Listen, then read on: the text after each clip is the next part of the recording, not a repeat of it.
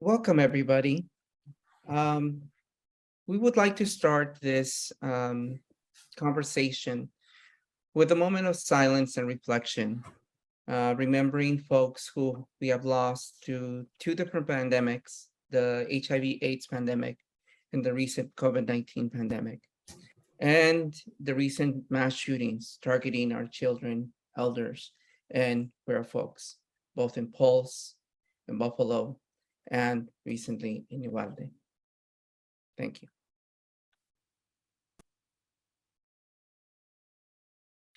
Muy buenas tardes. Good evening, everyone. And thank you for joining us today in this extremely important plática, conversación. Welcome to the Champions, an interview series of Stanford Pride.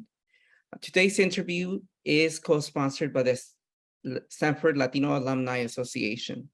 The Champions was created to provide a platform for our LGBT alumni who are championing diversity and inclusion and venturing into equity. My name is Chabeli. When I get upset, it's Chabela, or political Chabela. And I am the class of 95 or 99, depending on who you ask. We are so honored and grateful to have some beautiful, amazing guests today. Brenda Chavez is an attorney from Los Angeles, class of 99, and Ernesto Martinez is a professor at the University of Oregon, class of 98. We will have time for audience questions at the end, so please write those down, or you can use the chat feature to submit your questions. So without further ado, let's get started.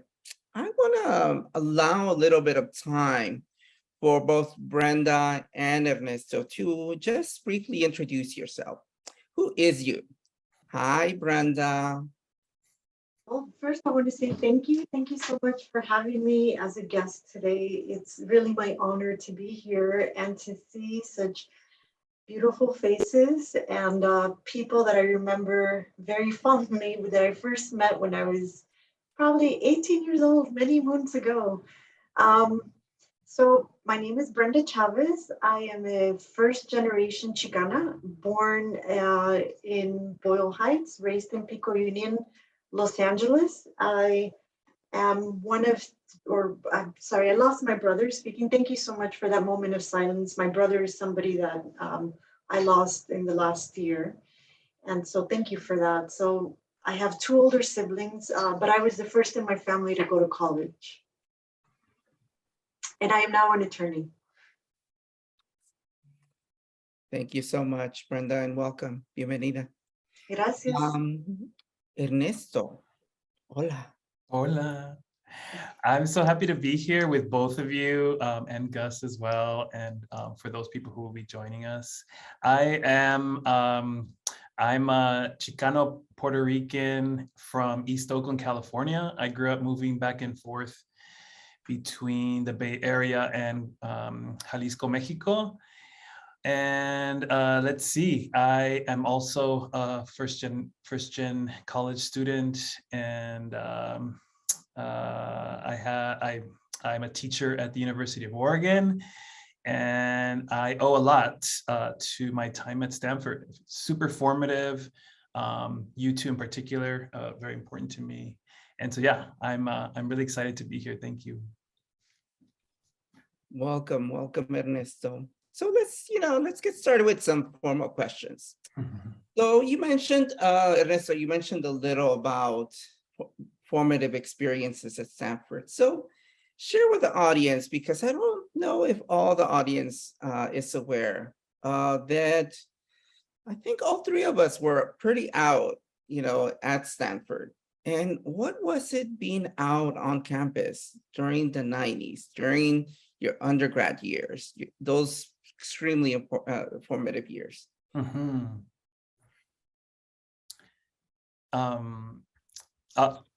Maybe I'll start. I wanted to, as I think about this, what's really, I want to say first and foremost, what's really special for me about Stanford, and it has everything to do with how I was growing up in Oakland was that I often found that in order to be in the gifted and talented kind of classes, that was the framework then, you were often farther away from community. And it's a quite painful kind of experience to have as you're being celebrated and given opportunities, but then farther and farther away from the people you kick it with at lunchtime. Entonces, going to Stanford for me was like super, super, I was very impressionable at the time because, you know, it was saturated in literature. It was saturated with people of color. Ahí estaba el Renato Rosaldo, estaba Paula Moya, Ramon Saldívar, you know, Mary Louise Pratt, Laura Romero, who unfortunately committed suicide during our time there. In any case, I want to mention how important the Chicanx Latinx community was for me, because I finally saw modeled for me a kind of, I don't know, it was you know, the Chicano community was like large and expansive and it felt like everything was possible. I mean, y no te lo miento because that's how I felt it, you know? I mean, there were challenges and I'll speak to the challenges, but I think for me, it was like, you walk on campus and then someone points to Elvira Prieto and says, she's one of the leaders who just did the hunger strike for ethnic studies. And then she was student body president, algo así, you know, and you're like, oh, like, you know, we're doing amazing things already, you know? And then I want to say, I think about being out is that we created spaces within Casa Zapata that were often outside of like what was like traditionally the queer spaces, like the fire truck house, and it felt good and it felt authentic. And we had our battles, but it felt like home, messy home, but home. Sorry, so I'll stop there. I wanted just to lead by the fact that my Stanford at that time was for me a very grounding in Latinx community and culture that was for me a useful place to be out. Wow, yes. Well, thank you for sharing that, Ernesto. I definitely second a lot of what you said. It was an amazing time. So for me, I actually want to share what prompted me to be out and why, you know, in part, I have the experience that I had. So for me, my journey begins before I went to college. When I was in high school as a senior, my senior year, I came out to my mom. And my mom is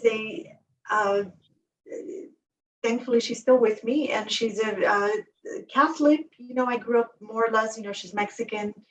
And I grew up, I'm going to say, in a more or less traditional home where there was homophobia. My father was very homophobic, but he passed away when I was 14. And then I had my mom. And I chose to come out to her, and because I just couldn't, you know, my experience is that I came out to myself. I didn't realize that I wasn't straight until I was a little older, around 15, 16. And then a couple of years after that, every time I interacted with my mom, I feared that she would reject me, or I thought, do you really love me if you knew this part of me? So it came out and it came out and I came out to her. And unfortunately, it was not a positive experience. My mom had a really hard time. She said many things that were very hurtful. And there is a happy ending, which is part of, I mean, the journey continues, right? And that's part of what I'll talk about is the fact that, you know, part of my healing journey generally has also involved forgiveness.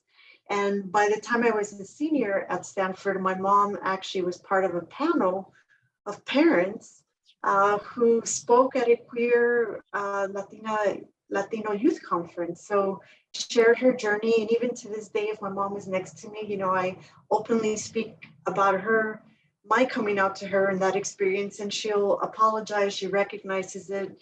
And she openly talks to other parents about it as well to help them in their journey. So by the time, but one of the things that my mom had said to me is, she basically wanted me to be closeted. She said, "Te van a rechazar," meaning they're going to reject you. This is not part of our community.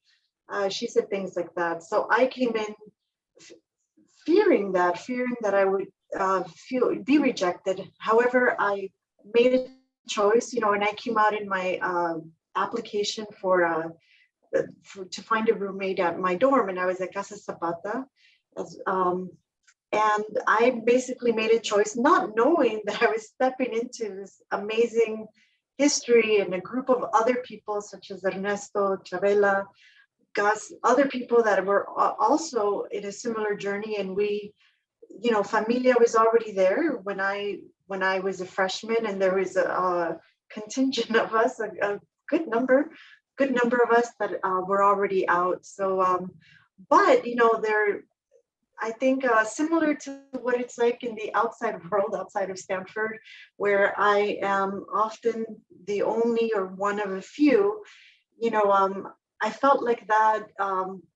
Thankfully, I had familia, so I had support. But outside of those circles, I know that I did feel or fear homophobia, either in the Chicano community or not understanding cultural issues. I'm going to put it that way, in the Stanford queer community generally. But I did choose to be open about who I am, and I'm just so happy that I had a community to do that with. So just to let you know, you all were very instrumental in being able to continue building spaces and building community.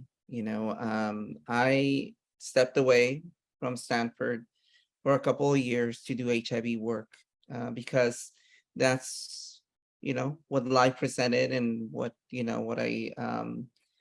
was needed out in community. And to be able to come back to such a vibrant out community was heaven sent. It was like, okay, we want us, let's do this. Let's do this some more. And so thank you both as well, for embracing the loqueras, this loca that, wanted to do this and to do that. But, in that same framework or that same line of thought, a lot of talk after the murder of George Floyd. A lot of organizations went into this very deliberate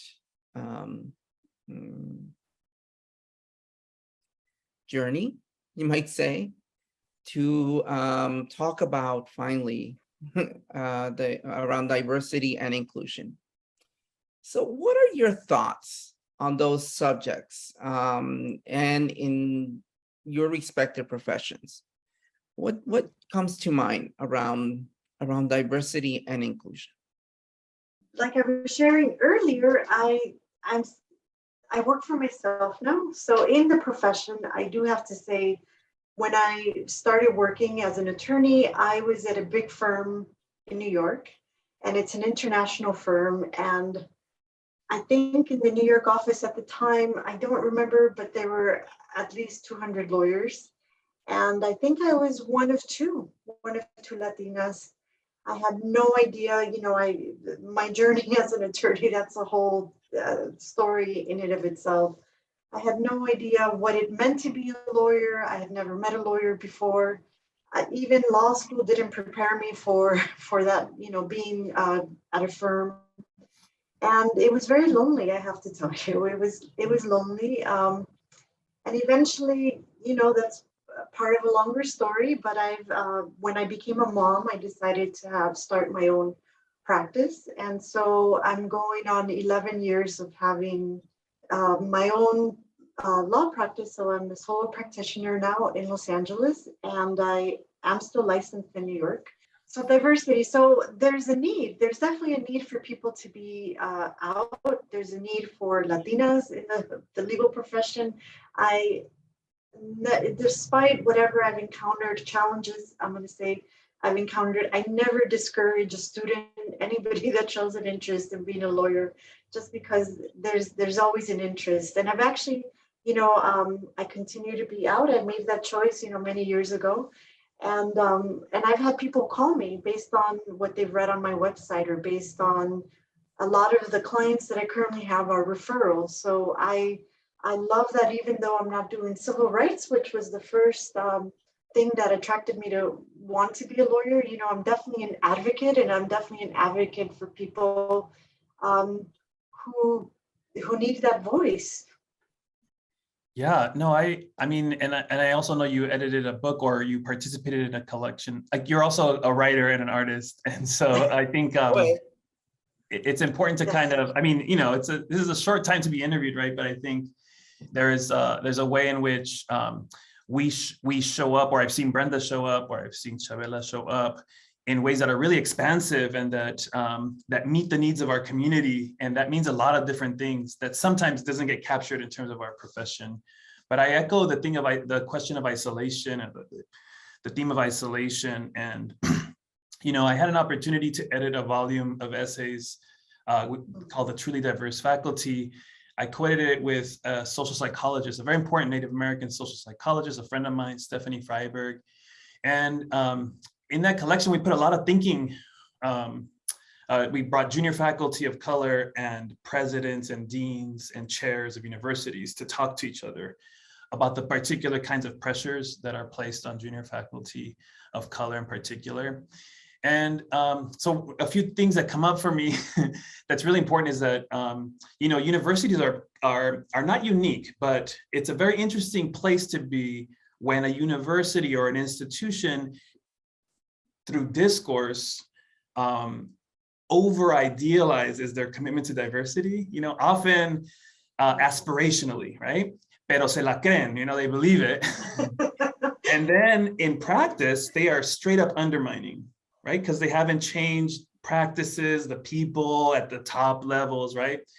And so we wanted to speak to that particular nexus where an institution already says they claim diversity, but they undermine it in practice. That's very common, no?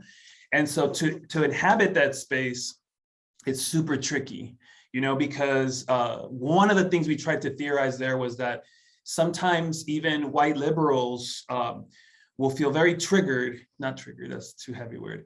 They will be very hurt if their good intentions, right, are not met with applause.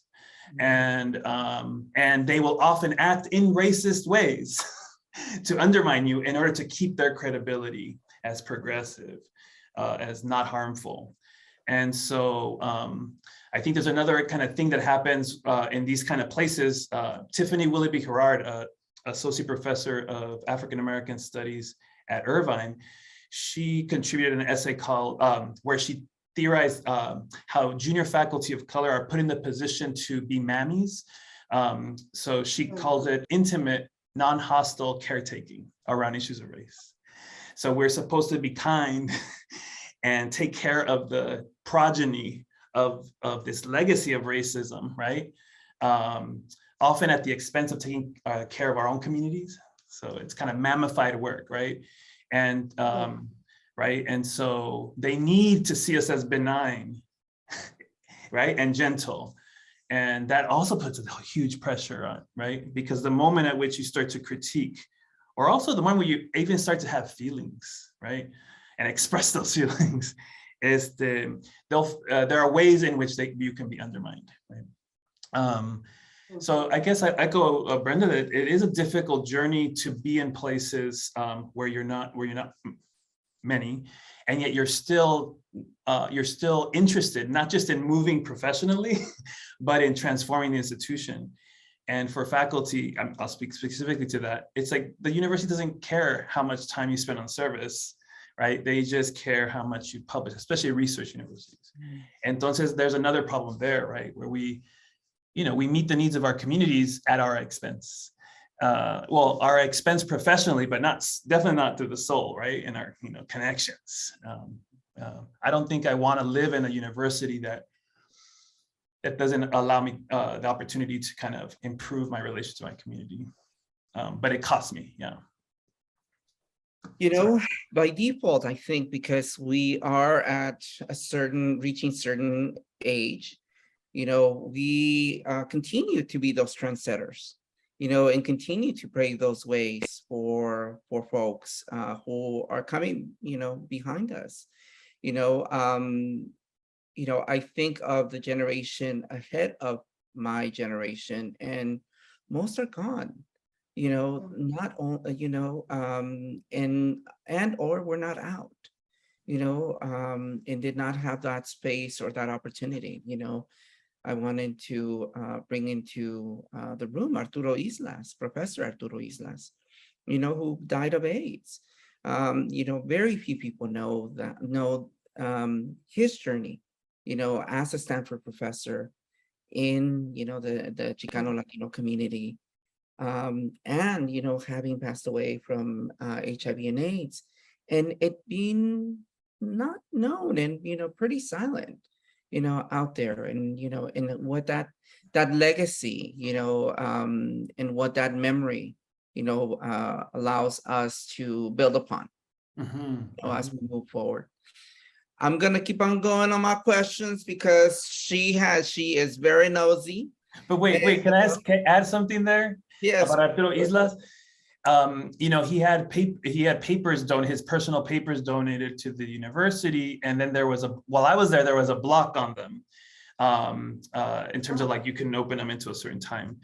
And then I think Frederick Aldama was able to, once they were open, he published a book kind of narrating the things that we could find in those documents. But it really struck me too, like, I also come from that generation of thinking about like, we didn't get the opportunity to spend a lot of time with gay Latinx elders.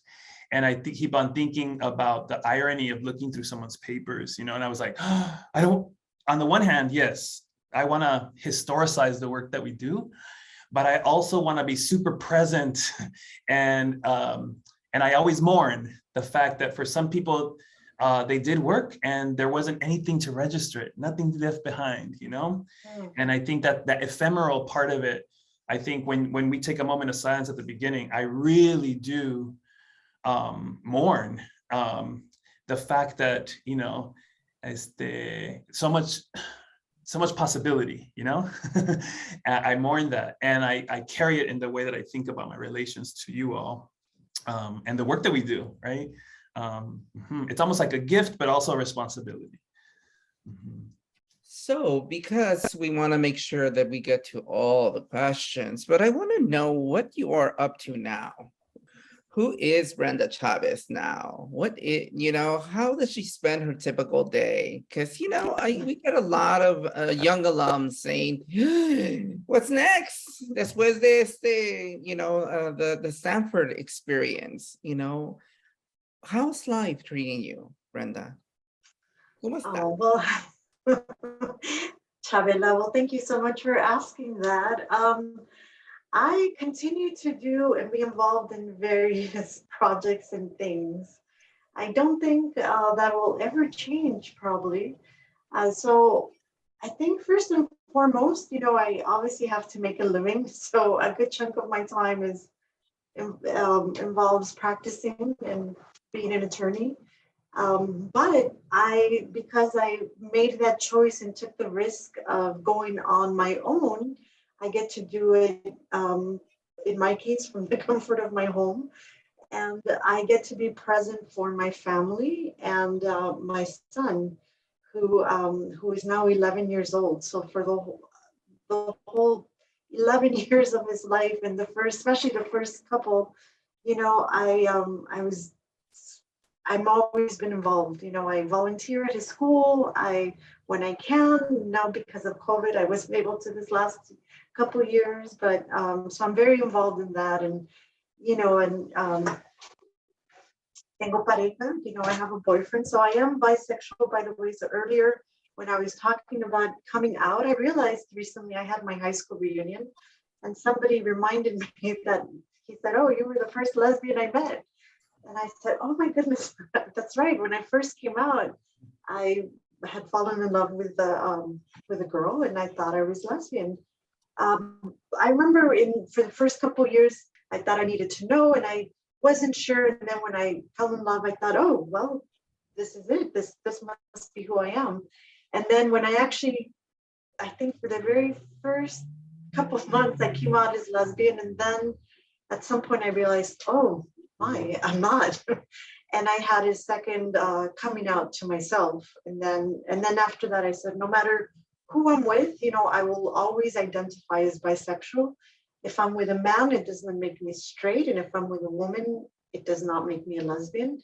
And certainly since I made that decision, including back at Stanford, to come out as bi, I have encountered biphobia. There's so many countless unfortunate stories of biphobia that I have encountered. So I'm very out and proud in terms of telling people and coming out as bisexual. And people, if I'm not with a partner, they may make assumptions. So I always have a need, or to correct somebody, or if they make assumptions. So that's definitely continues to be a part of who I am and the way I interact with the world. And as we all know, coming out is not a one-time thing. There's coming out to yourself, there's coming out to family members, there's coming out. In fact, it continues. To this day, I still have to come out to people, and I still have to deal with things and reactions and homophobia, biphobia, not understanding, and people that matter and that are important.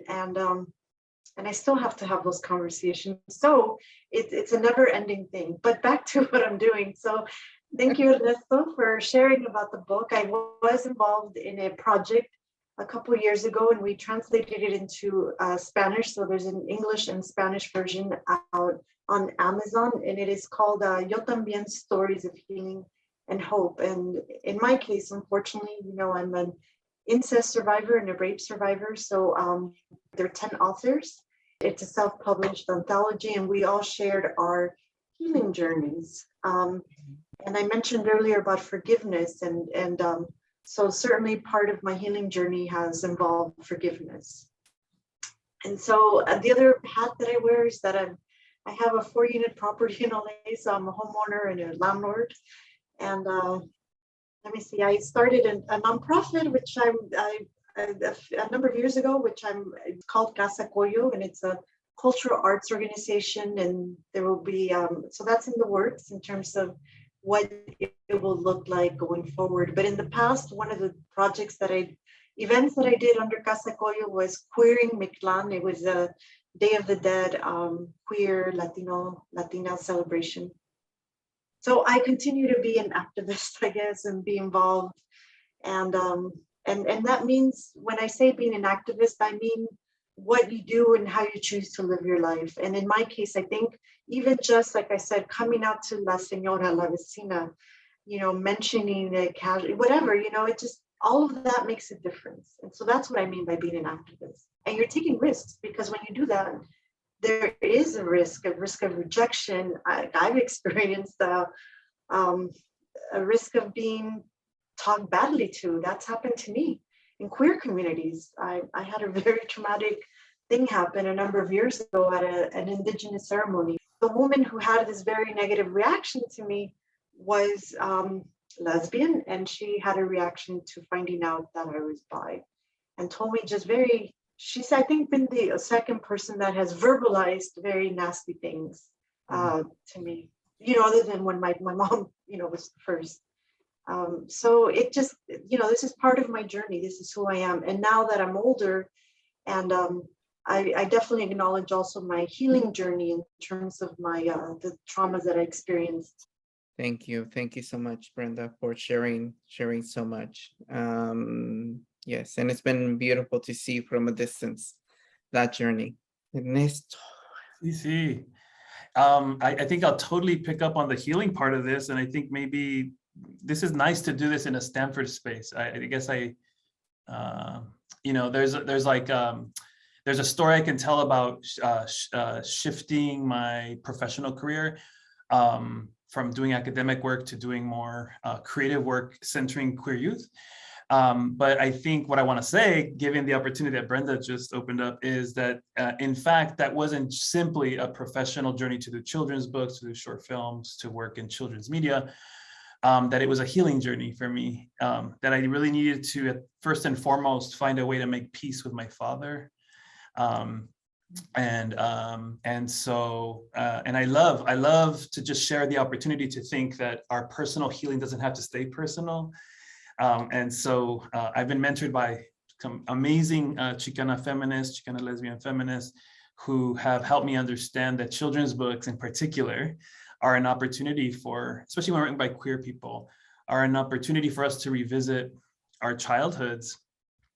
And we have an opportunity to heal, to touch down on what has happened to us, and also to then now tell a story from that very informed perspective, not reharming kids, but not dumbing down the world también, you know? And so I think what some people might have seen as a pause in my career was for me a 100% unexpected pause where I turned to creativity as a practitioner to find my voice, to kind of really think ancestral healing. And then I produced some bodies of work that then I could leave behind. And I think that's what I see in Brenda, in having, right? You could have processed all that, the people you collaborated with could have processed all that on their own, but now you're leaving something behind. And it's courageous. And it's so like not pre-professional. Stanford folks are often talking about all their accolades, you know? And I love it. I love it. It's like, yeah, like do the work that we need to do, you know, and leave something behind. I think that's really, really important. I would love to hear more about that journey with your dad.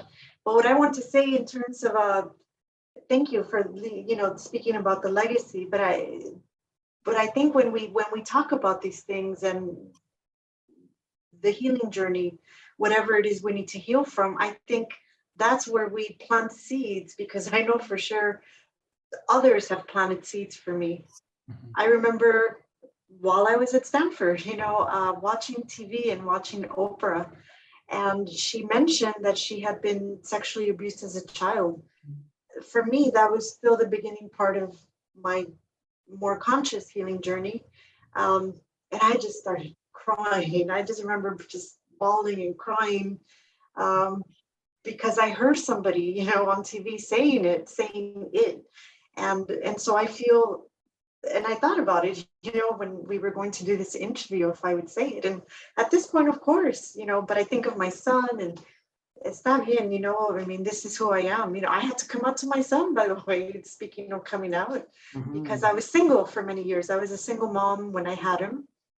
And I was single for the first 6 years of his life, and up until I now have but I had David. And at some point when he was a little older, maybe around 4, I was like, oh, I think I need to come out to my son. I mean, how is he going to know unless I tell him? Mm-hmm. So there was that. I had to come out to my son. And when we face, confront, heal, go on these difficult journeys, definitely in my family, all of these issues come down generations. And it's unfortunate, and all of us are a product of those who survived. And what did they survive, right? In our case, conquistas, mm-hmm. Rapes, generally genocide, enslavement, but we survived. But there's still part of that is still part of our journey. So when we choose to speak out, when we choose to live openly, whatever that journey is, like I shared with you that initially I came out as lesbian, then I realized, oh wait, I'm never going to do that. I'm going to own what I am. But it was part of my story. I mean, I didn't know. I knew it when I knew it, which is when I realized that I was bi. And then I said, okay, this is who I am, and this is how I'll identify forever. And I think that makes a difference. It makes a difference to others around us, from our loved ones to ourselves. Anyhow, so gracias to all of you, because all of you have been an inspiration to me. And I love the work that you're doing, Ernesto, the other work, with the children's book. And I know recently you had another accomplishment. So I would love for you to speak to us about those. I'm sorry, Chabela, you're. Ya ven, No, I had mentioned to both guests that this was going to be probably there was going to be a part two, because we have amazing folks on this, on this interview panel. And but let me not take any more time. Ernesto, tell us about HBO. Well, well, let me tell you, I was fortunate enough as a scholar to have brought out Adelina Anthony, a Chicana lesbian two-spirit, teatrista, director, filmmaker, to Eugene to give talks. And so let me just say, okay, so this is a person whose work I admire greatly, who's but who at a given moment we decided to share work, and I can't tell you enough how important she was in being able to see a script and to understand that this wasn't just a show, that this was part of Ernesto's healing journey, and that it had an opportunity to leave things behind. So this is my effort to kind of leave HBO toward the end, but not because it's bad, but because we had never an intention of, the project was something different than ending up in HBO. I think it reminds me of when I'll say it humbly, if I ever have had the opportunity to be like an Adelina figure to other people, I want to do that over and over again. It's that moment where, she could have kept on doing her own work, but here we crossed paths, and she was present enough to be like, yo creo que hay una oportunidad aquí, right? And it was just enough of what I needed, because I wasn't a specialist in film, that she could collaborate with me. Entonces, I want to say that only to say that I love, there is Stanford and the schools that we attend prepare us to be professionals in a certain kind of a way. I have really enjoyed the moment where I no longer feel like a professional and I'm just a student, and I'm learning and I'm asking questions. And that's been that creative part for me, to really, to be able to make mistakes. As a professional, you're always like being asked to be an expert, and what a gift to be a student again, and to walk into spaces and be like, and why is that? And why do we do it that way? And I think, so the short film that we did, La Serenata, is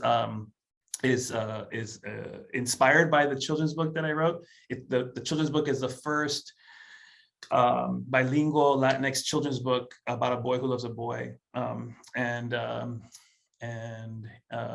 the short film kind of makes it a more adult conversation around this question of Mexican serenading and how important it is. And I'll just be brief. I think it's a healing journey because I, as a former childhood singer, stopped singing as a way to challenge my father to be like, I was so upset. I was a good singer. I loved singing, but I stopped singing as a way to say F you somehow in my own way, to like the homophobia and to the patriarchy of those songs. Y yo me hice daño. Right? As someone who wanted to practice, I stopped singing. I was at Stanford, there was a mariachi. I didn't join the mariachi, So this is my reclaiming of my voice through reclaiming serenades as a queer tradition, as a tradition that queer people can participate in. I don't know if I'm talking too much, but that's. No, that's beautiful. Thank you. Thank you for that. I didn't know that. I didn't know that aspect of it. Yeah. No, it's beautiful, this journey, this healing journey, and I can identify with, both of you know some of my journey, and and it has not been easy, but it has been so important to be around, and continue the good fight. because we are running close to the hour, triste. Um, words of wisdom, words of wisdom to, recent alums or students still at Stanford. What would you have told your younger self, if anything? What words of advice would have you shared to Brenda or to Ernesto or to Chabeli back in the day? Let's start with Brenda. Oh, thank you so much. Somebody just put in the chat, thank you for whoever gave such a sweet, if I may share, the message was you're very brave. The message went away, but it said that, and it's very, thank you so much. It reminds me again of like the importance of just being true in terms of whatever your journey is, and sharing it and being open of when you can, when you're able to be open.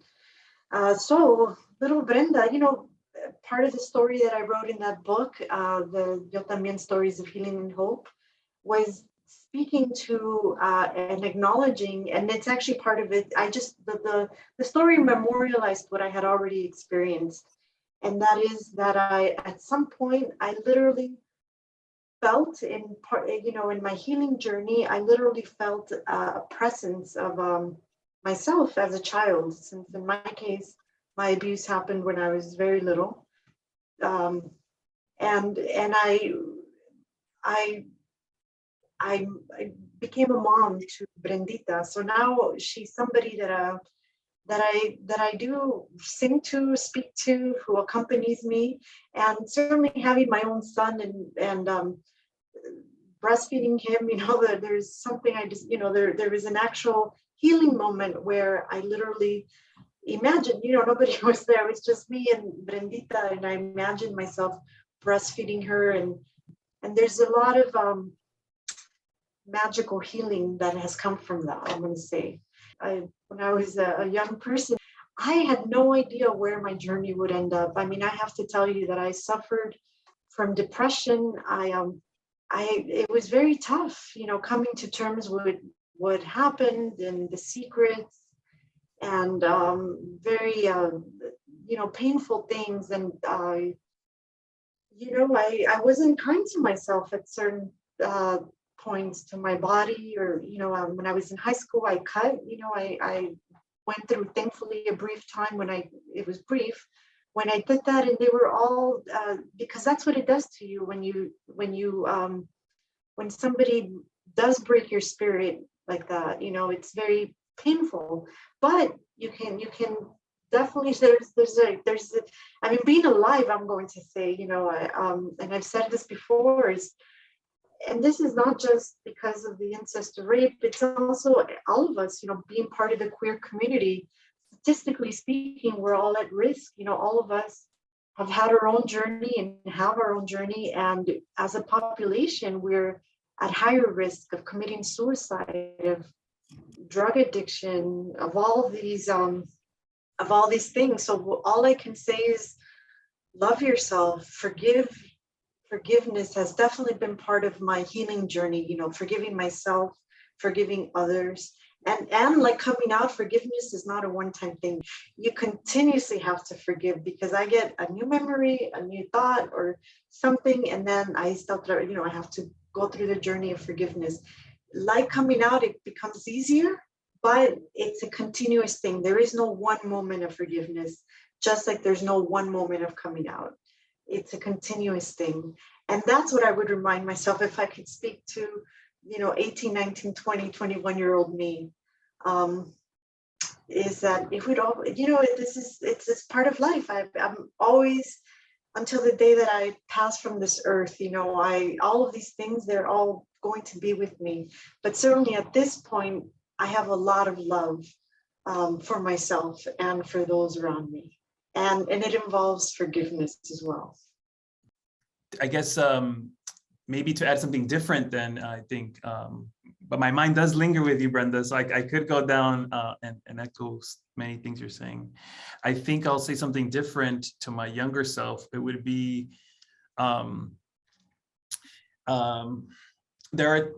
what I've learned now is that there are parts of my day that I'm doing a certain activity and it's what people call a state of flow. It's like time and space recedes.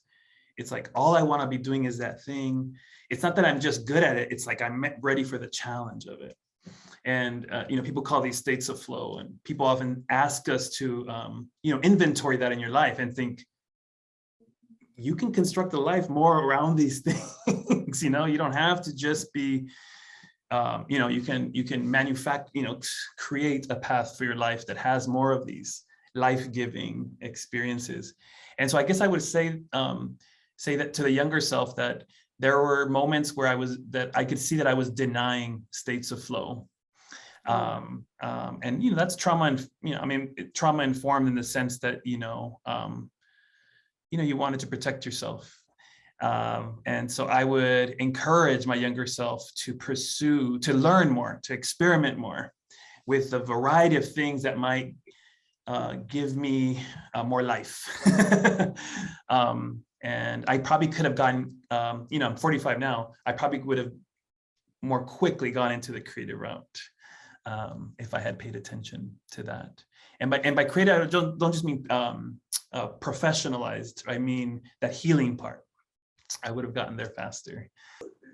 This is your journey, right? Like, no, totally. Because yeah, I have thoughts like that too. Like, oh, if I had known this, pero está bien, this is it. This is where perhaps you couldn't have done it earlier. It had to be, in order for it to become what it is now, you had to go through what you went through. Mm-hmm, mm-hmm. And I would just add, as a way to be vulnerable, growing up with people who sometimes were overly critical, I learned to be overly critical, but to not say it. And so I think I felt in competition sometimes with people. I would tell my younger self to let go of that competition. Yeah, it's algo feo. Clearly, it's something that I had to unlearn, and that takes time. But with all these competitive schools, a veces, you're like getting the next scholarship, and then you start to see people as competition. Y eso es feo.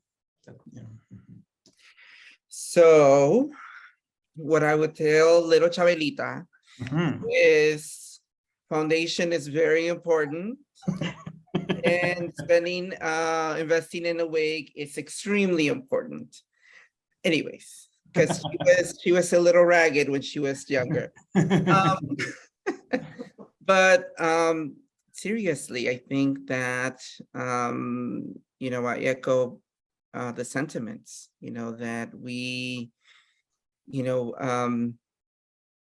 not knowing the full extent of, both of your backgrounds, we came into a place of privilege, which was Stanford. And with a lot of very beautiful gifts, but a lot of broken parts, and so I think that this journey called life has just been so amazing, tough, and amazing. I think for everyone who resembles, feels, looks like us, and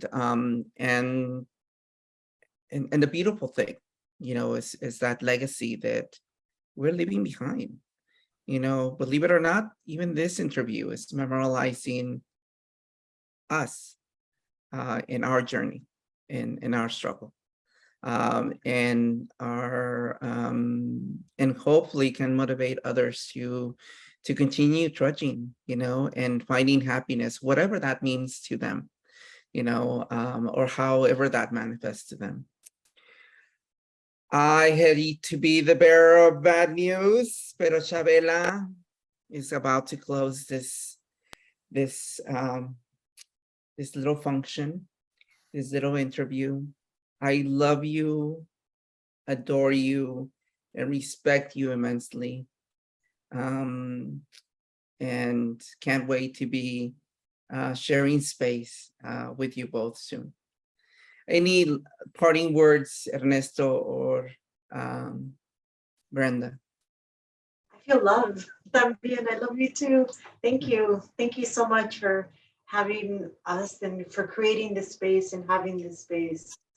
Thank you. Yeah, no, I really appreciate it. And yeah, I think, what a nice place to get to together in a way that really honors our journeys. Thank you. Yeah, I really appreciate it. Bueno, that is a wrap. Thank you everyone for joining us. This has been a Champions Interview, and I am Chabeli, sometimes Chabela. And our guests today were Ernesto Martinez and Brenda Chavez. Happy Gracias. one. Adiós, gracias.